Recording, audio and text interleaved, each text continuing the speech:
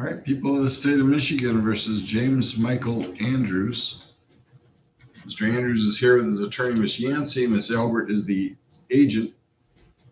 Mr. Andrews is on probation on a charge of operating while intoxicated, third offense. It's a felony punishable by up to 5 years in the Department of Corrections. His agent filed a petition alleging that he violated the terms of his probation. He asked the matter be held off until any underlying charges were resolved. Ms. Yancey was appointed, and it was noticed out today for hearing. So, Ms. Yancey, you've had a chance to talk with your client. What does he wish to do? Your Honor, he'll be making an admission to the petition that's filed before the court. Okay. Mr. Andrews, please raise your right hand. Do you solemnly swear or affirm the testimony you give will be the truth, the whole truth, and nothing but the truth? Your Honor. Can you speak up a little bit? Yes, Your Honor. Okay. Do you understand that if you make admissions to the probation violation, any one of three things could happen? Your probation could be revoked and you could be resentenced. It just could be continued or it could be modified. Do you understand that? Yes, Your Honor. All right.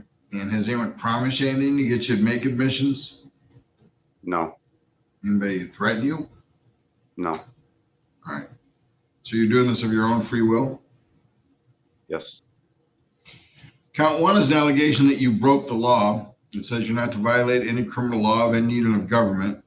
And then on July 8th, 2020, you were stopped in Indiana and charged with a felony for lying to the officer about your identity. Correct. Did that happen? Yes. And did you plead guilty to that now? Yes. Okay. Count two is a violation of condition 2 that says you're not to leave the state of Michigan without consent of the court. And on July 8th, you were found to be in Indiana. How do you plead to that? Guilty. Correct. Count 3 is a violation of condition 8 that you're not to use or possess any alcoholic beverages or other intoxicants. And on July 8th, you admitted to having consumed alcohol. That is correct also. Count 4 is that, again, you're not to use it or possess it. And on July 8th, 2020, you were actually in possession of alcohol. Correct. Count 5, violation of condition 24 that says you have to report any arrest or police contact with your agent within 24 hours, weekends and holidays accepted. On July 8th, 2020, you had police contact and failed to report that to your agent. How do you plead to that? Guilty. Now, so what happened July 8th? You went down to Indiana for what? Some of my friends wrecked their vehicle coming back from camping. So once they got a new vehicle, we went down there to get all the stuff out of their vehicle that they had had an accident in. Okay, and so what happened then? He got pulled over for speeding, and I had a beer with me.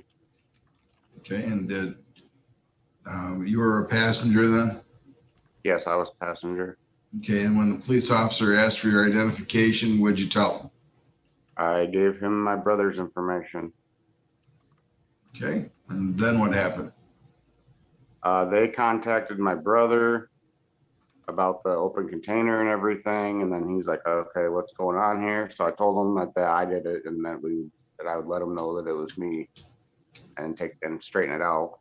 And that's pretty much how it got there. That was later? Yeah, that wasn't right away. It was a little bit later. Okay, so July 8th, you get stopped. You use your brother's name.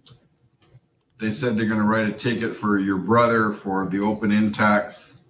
No, they didn't write a ticket for it at all. They didn't find it until later because I had set it outside the vehicle, and they found it when we pulled away. Okay.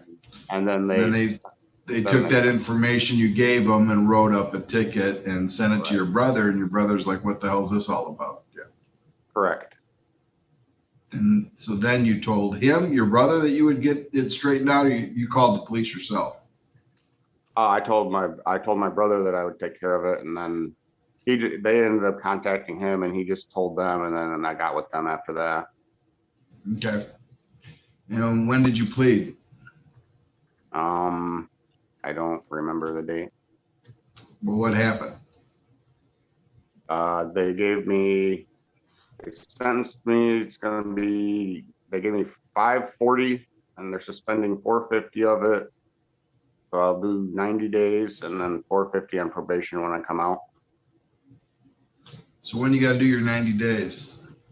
starting July 23rd. And do they still give you a day for day? So 90 days equals 45 days? Correct. Must be confusing to get charged in Indiana with what you're actually going to do. You got to be a math wizard to figure it out. All right. I find the plea made knowingly, understandingly, voluntarily, and there's a factual basis. What do you recommend, Ms. Albert? Your Honor, Mr. Andrews' guidelines are 0 to 11 months. He was originally sentenced to 90 days jail. He served that. And then as a result of a prior probation violation, he served 14 days jail. And then he went to the center as a condition of probation. He has completed the center. The only thing left to complete on his order of probation is his community service hours, and he does owe some fines and costs left with the court. Considering that he's going to be placed on probation in Indiana, and he's also going to be serving some jail time in Indiana, I would ask that his probation be revoked. He be sentenced to 104 days jail with credit for 104 days served. All right, Ms. Yancey. And Your Honor, I did have conversations with Ms. Albert. She did reach out to me to let me know that Mr. Andrews had taken care of the Indiana matter. Mr. Andrews and I spoke. I let him know what that recommendation was, and I would ask Your Honor to follow it. All right, Mr. Andrews. So, Anything you want to say? not really. They both explained it to me. So, I mean, Okay.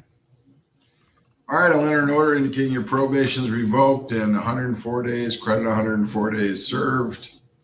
And all the outstanding fines and costs are still owed and payable. And in that regard, you have a show cause hearing set still for July 6th. So make sure you get that payment in or else appear in court on July 6th. All right. In terms of this case, then you're going to be served your notice of appeal rights.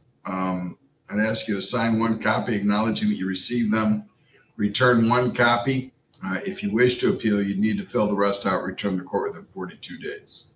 If you'd hang on a minute.